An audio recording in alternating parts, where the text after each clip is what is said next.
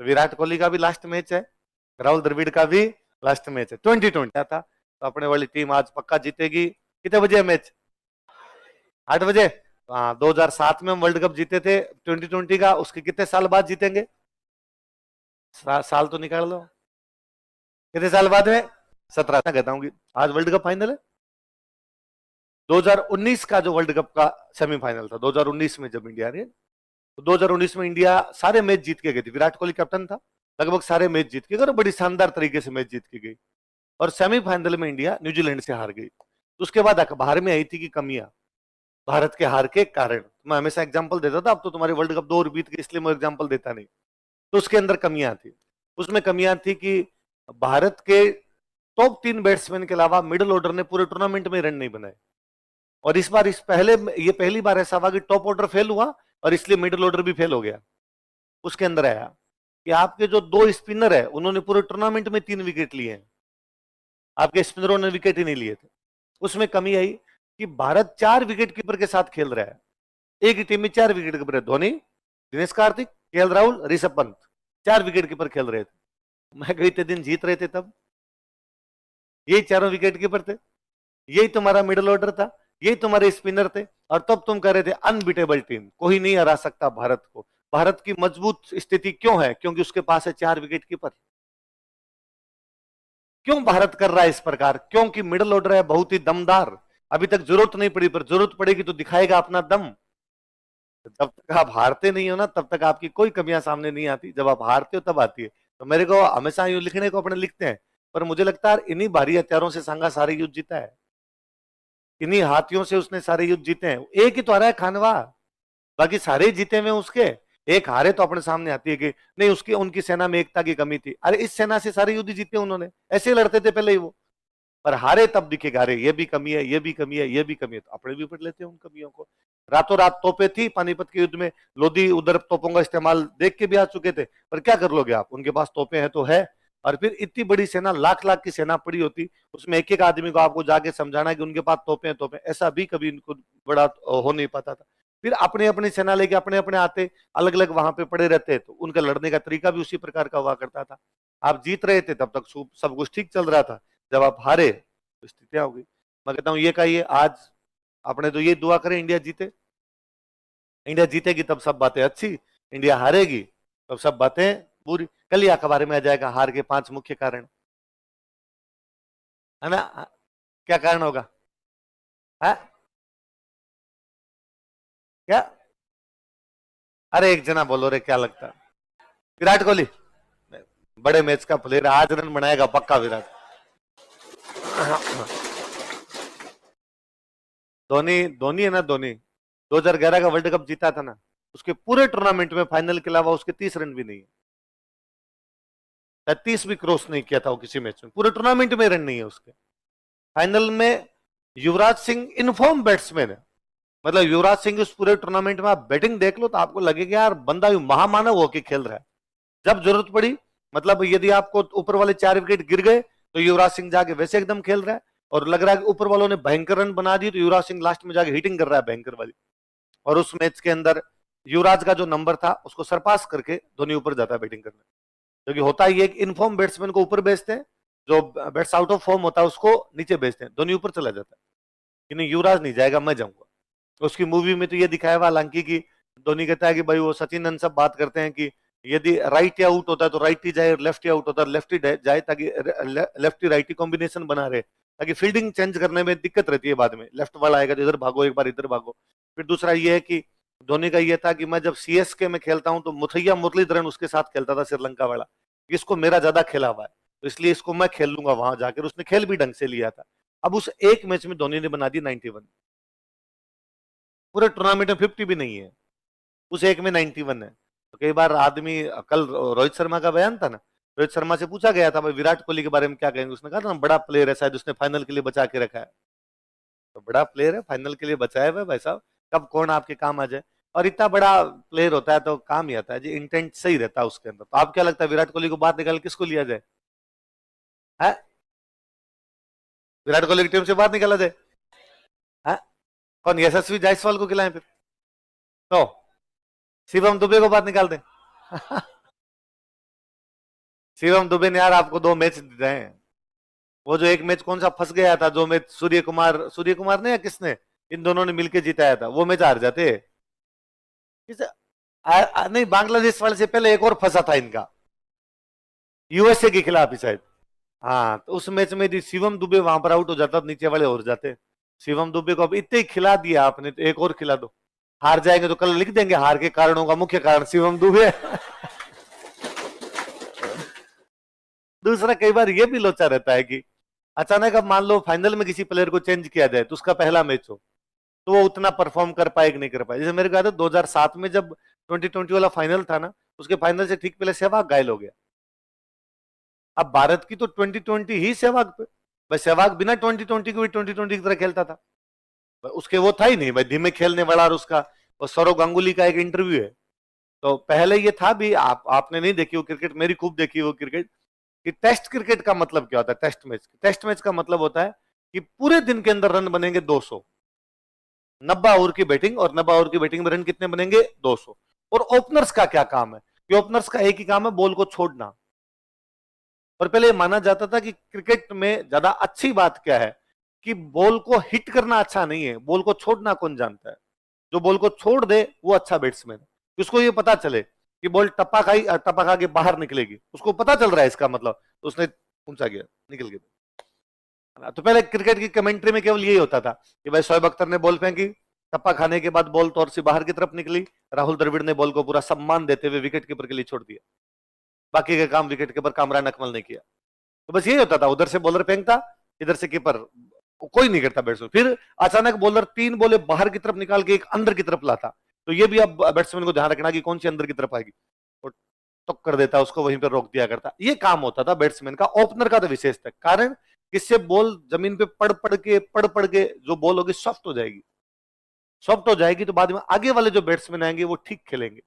तो गांगुली का एक इंटरव्यू उसमें कहता है कि पहले सहवाग के आने से पहले क्रिकेट में माना जाता था कि बॉल को छोड़ के सॉफ्ट किया जाए। सहवाग ने नया ट्रेंड किया कि बॉल को मार के सॉफ्ट किया जाए।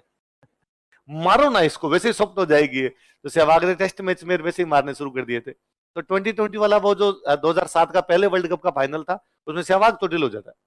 अब क्या करें, तो यूसुफ पठान को खिलाया था। यूसुफ पठान का वो पहला मैच है उस पूरे टूर्नामेंट में यूसुफ पठान नहीं खिला हुआ, पहला मैच है। तो इरफान पठान का एक इंटरव्यू, उसमें इरफान पठान कहता है कि भाई यूसुफ पठान को पता भी नहीं था कि खिलाएंगे, क्योंकि धोनी इस मामले में बड़ा जोरदार कप्तान था। धोनी प्रेस कॉन्फ्रेंस में जब गया और उससे पूछा कि तुम्हारी टीम, तो उसने कहा टीम पूरी है। तो किसी का उससे पत्रकार ने पूछा कि सहवाग चोटिल, उसने कहा नहीं सहवाग सही है, क्योंकि धोनी ये कतई पाकिस्तान वालों को खुश नहीं होने देना चाहता था कि सहवाग चोटिल है, कि पहले ही यदि हो गए तो ये रणनीति बना लेंगे कि सहवाग नहीं आएगा तो कौन आएगा, दूसरा कौन आएगा। तो एंड टाइम पर जब टीम अंदर जाने लगी, तब अंदर यूसुफ पठान को लेके गए, टॉस वगैरह हुआ, तब उन्होंने कहा कि भाई नहीं, सहवाग आउट है और यूसुफ पठान इन है। यूसुफ पठान को लेके गए, तो उसका पहला मैच है। हालांकि वो पहले ओवर में आउट हो गया था, पहला दूसरे ओवर में, पर उनका पाकिस्तान का एक मेन बॉलर हुआ करता था मोहम्मद आसिफ। उस मोहम्मद आसिफ मुझे लगता है पिछले 20 साल में मैंने जितने बॉलर देखे हैं उनमें सबसे बेहतरीन बॉलर मोहम्मद आसिफ है। उसके आसपास नहीं फटके कोई। आप मोहम्मद आसिफ के पुराने टेस्ट मैच की कोई वीडियो देखना, आपको लगेगा जादू करता है, जादू। यार बॉल को उसी जगह पे, ये बॉल यहां टप्पा खाएगी, यहां से बाहर, बॉल यहां टप्पा खाएगी, यहां से अंदर, एक ही जगह से अंदर और बाहर ले जाना, ये उसका ही था। और मतलब यूं कह के कि मतलब मोहम्मद आसिफ अपने फील्डर्स को कह देता था कि अब 3 बाहर डालिए इसको, अब अगली अंदर डालूंगा, इसके डंडे उड़ जाएंगे, और डंडे उड़ जाएगा। एक लक्ष्मण को आउट किया हुआ उसका, लक्ष्मण को पता नहीं चल रहा। मतलब लक्ष्मण पिछले कुछ सालों के अंदर टेक्निकली साउंड जितने बैट्समैन आए उनमें सबसे अच्छा कौन रहा है, अपना लक्ष्मण। और लक्ष्मण को पता नहीं कि मिडिल स्टंप कैसे उठ गया। लक्ष्मण आगे आता है बॉल को खेलने के लिए, बॉल स्विंग होकर अंदर आती है, उड़ जाता है। मोहम्मद आसिफ के छक्का मारता है यूसुफ पठान, एकदम स्ट्राइट। किसी बॉलर की सबसे बड़ी बेइज्जती है उसके सिर के ऊपर से छक्का मार देगा, बॉलर को लगता है और कहीं मार तू, सिर के ऊपर से नहीं, सिर के ऊपर थप्पड़ मारा है तेरे जैसे।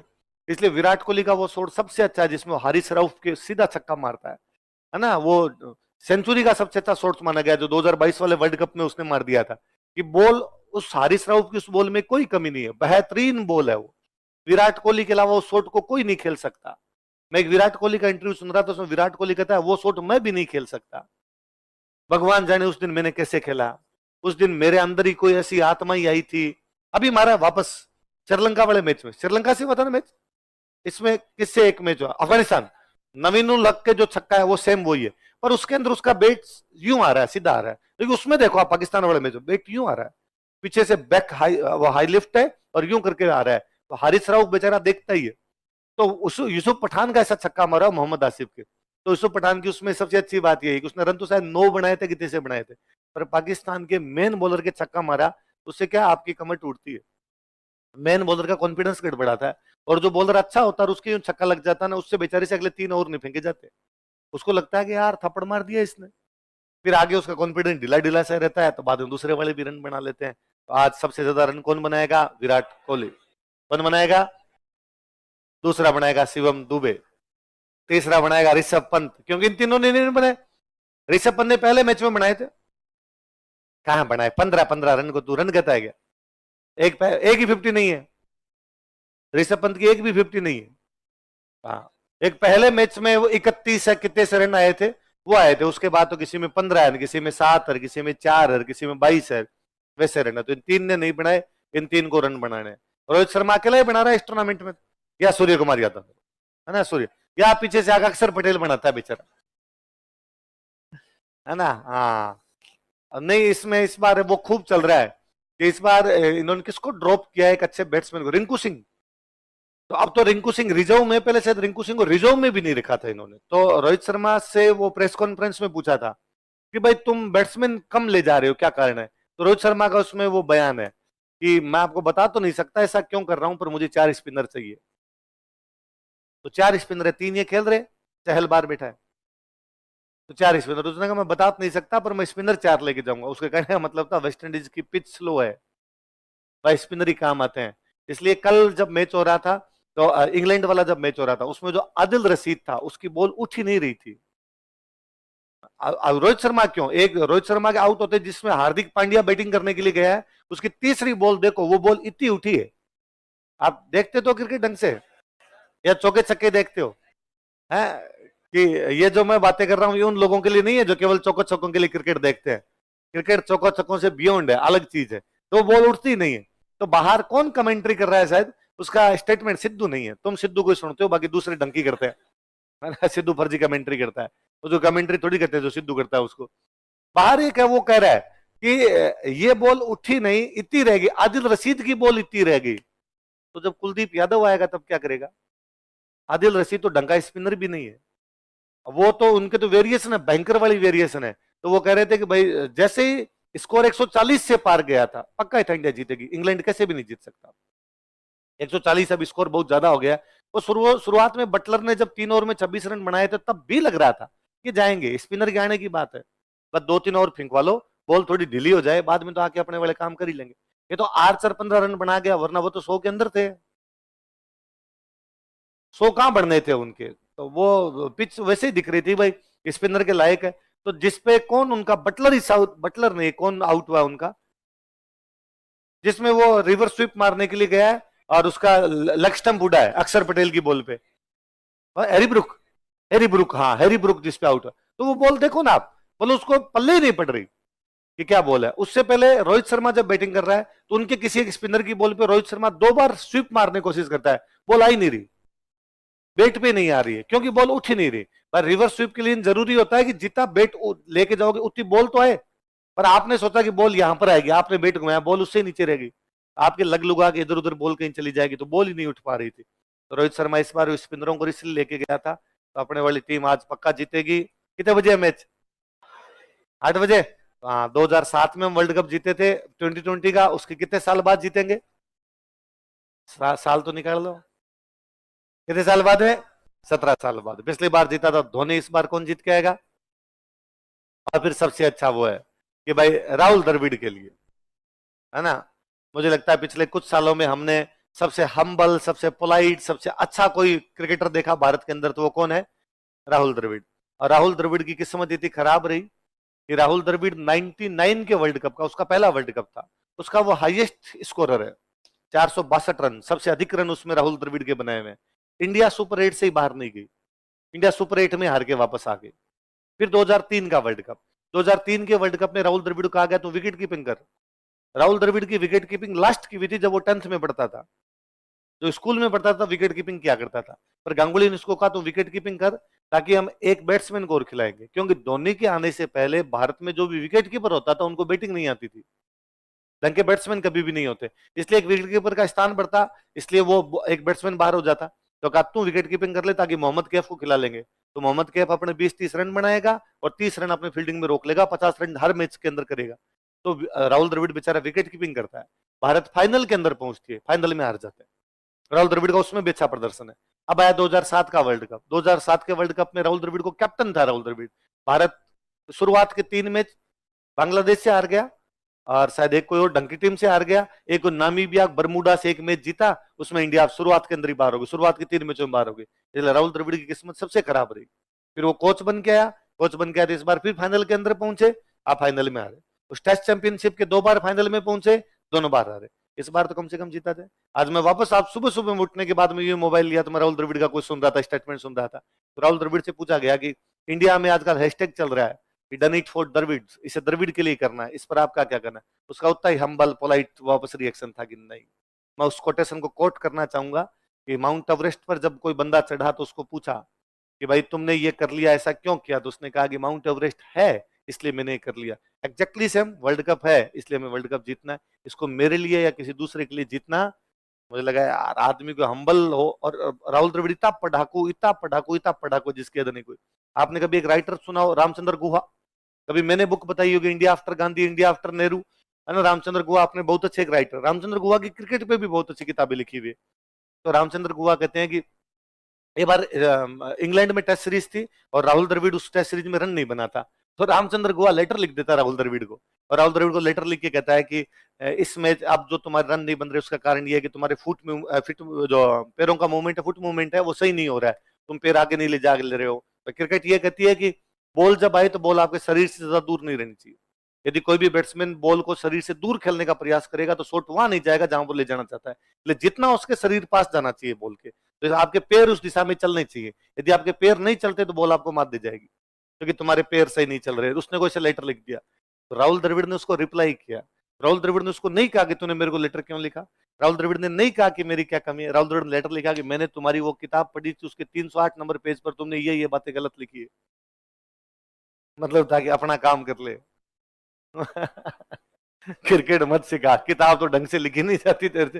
तो रामचंद्र गुहा ने किसी इंटरव्यू में बताया क्या राहुल द्रविड़ ने मेरे को ये नहीं कहा कि क्रिकेट में क्यों सिखा रहा है, उसने मेरे को वापस लेटर लिख के कहा कि तुम्हारी बुक का काम ढंग से किया कर, वहां भी तुम्हारा काम सही नहीं चल रहा है, मेरे वाला तो मैं देख दुख लूंगा अपने आप में। तो आज अपने को ये भी लगता है कि यार राहुल द्रविड़ के लिए जीत लेना चाहिए था। आज उसका लास्ट है कोच के रूप में, है ना? और फिर है ना अगला कोच बना रहे हैं गौतम गंभीर को, तो विराट कोहली का भी लास्ट ही मान लो आप ये। कल एक वो आ रहा था, कल चल रहा था कि राहुल द्रविड़ आउट होकर चला गया था जल्दी, तो मुंह उतार के बैठा हुआ है विराट कोहली, सॉरी विराट कोहली जल्दी आउट होकर चल, तो राहुल द्रविड़ आता है और राहुल द्रविड़ आके उसके यूं मार के जाता है। तो किसी ने मीम बना रखा था कि राहुल द्रविड़ विराट कोहली को क्या कह रहे होंगे, तो राहुल द्रविड़ ने आके सुधर जा, वो गौतम गंभीर रहने वाला है। या एक वो मीम चल रहा था जब धोनी कैप्टन बनता है ना नया नया 2008 के अंदर, धोनी कैप्टन बनने के बाद MS धोनी वाली मूवी में देखना, ऑस्ट्रेलिया में खेलने के लिए गए हुए, वीडियो कॉन्फ्रेंसिंग से वो बात कर रहा है, उनसे चयन करता हूं, चयन करता पूछते हैं भाई टीम में तुम्हें कौन कौन लेना है, तो कहता है 3 प्लेयर है उनमें से एक को बाहर करना है, ये 3 प्लेयर है, ये 3 ODI के लिए फिट नहीं है, वो 3 प्लेयर है सचिन, सहवाग, गंभीर, इन तीनों में से एक को बाहर निकालना। 2011 के वर्ल्ड कप के बाद, 2011 के वर्ल्ड कप के बाद या 2011 के वर्ल्ड कप से पहले, नहीं हाँ 3 प्लेयर, तो द्रविड़ और आपके गांगुली और सचिन, इन तीनों में से 2 को मुझे बाहर निकालना, द्रविड़ गांगुली दोनों को बाहर निकालता दोनों। तो उसमें वापस मीम चल रहा था कि अब गौतम गंभीर बैठा होगा और वो कहेगा कि एक प्लेयर जो है वो 2020 के लिए फिट नहीं हो रहा है, वो प्लेयर कौन? विराट कोहली का भी लास्ट मैच है, राहुल द्रविड़ का भी लास्ट मैच है 2020 के लिए, और खेलता रहे विराट कोहली को अपने जो टेस्ट मैच खेले, वनडे खेले, ODI खेले, तो वो वाला लास्ट मैच है। तो अपने को किसके लिए जीतना है? गौतम गंभीर नहीं रहे। विराट कोहली, और तो आज घर पे जाके दुआ मांगनी है कि done it for Dravid, done it for Kohli, दोनों के लिए। किस किस के लिए? हाँ, और रन कौन कौन बनाएंगे? कोहली, शिवम दुबे और लिखो खान वाहिद का प्रभाव। इम्पैक्ट्स ऑफ बैटल ऑफ खानवा।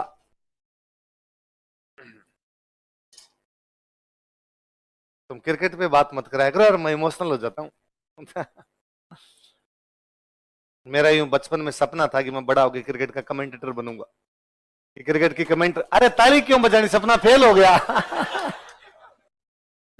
तुम तालियां बजा रहे हो। हाँ? तो ये कमेंट्री तो मैं बोल रहा हूं, भारतीय इंडियन कमेंटेटर क्या करता है, ऐसी बातें तो करते हैं। उल्टा मैं ढंग की बात कर रहा हूं। अपने वाले सिद्धू तो वैसी बात करता है कि आज पिच अनुपम खेर की टाट की तरह सपाट दिखाई देती हुई। अनुपम खेर के सिर पर बाल नहीं है गुरु, और यहां पर कोई भी घास नहीं है गुरु। वो तो वैसी बात करता है, मैं कम से कम क्रिकेट की बात तो करता हूं यार। कानवाद का किसी भी घटना से पहले होने वाली घटनाएं क्या होती है, कारण, और किसी भी घटना के बाद में होने वाली घटनाएं क्या होती है, परिणाम। खानवा के युद्ध में अफगान और राजपूत दोनों हार गए। बाबर जब भारत में आया था, भारत में दो बड़ी पावर थी, एक तो अफगान और एक की हमेशा। हाँ हाँ, कर लेते तो क्या हो जाता, रातों रातों तोपे बनती नहीं भाई। पानीपत के पहले युद्ध में उसने कर लिया था प्रयोग, तो सांगा को पता चल गया तोपों का प्रयोग किया, फिर क्या करें रातों रात। हाँ? अपने को पता है अंग्रेजी में पढ़ने से नंबर आते हैं, फिर भी स्टूडेंट 2 साल में नहीं पढ़ता भाई। हर स्टूडेंट जानता है कि अंग्रेजी पढ़ने से नंबर और बढ़ जाएंगे, फिर भी मेंस दे रहा, तो वो मेरे से आके पूछता अंग्रेजी कमजोर है, तो अब फूटे तुम्हारे 2 साल में क्या क्या था। तो हम कमियां इतनी जल्दी नहीं कर पाते। और तोपों वाली चीज तो ऐसी थी कि हमने बहुत धीरे धीरे विकसित किया है। और फिर दूसरी 100 बात की एक बात, कमियां आपकी तभी सामने आती है जब आप हारते हो। इन सारी कमियों से सांगा युद्ध जीता है। जब तक आप नहीं हारते हो, आपकी कमियां कोई नहीं देखता। क्या इससे पहले भारी हथियार नहीं थे क्या? इससे पहले भी तो भारी हथियारों जीत रहा था। बयाना में जीता है ना, वो भारी हथियारों से जीता है। बयाना में वो हाथियों से जीता है। पर जब तक आप हारते नहीं हो ना, तब तक आपकी कमियां आइडेंटिफाई भी नहीं होती। जब आप हारते हो तब लोगों को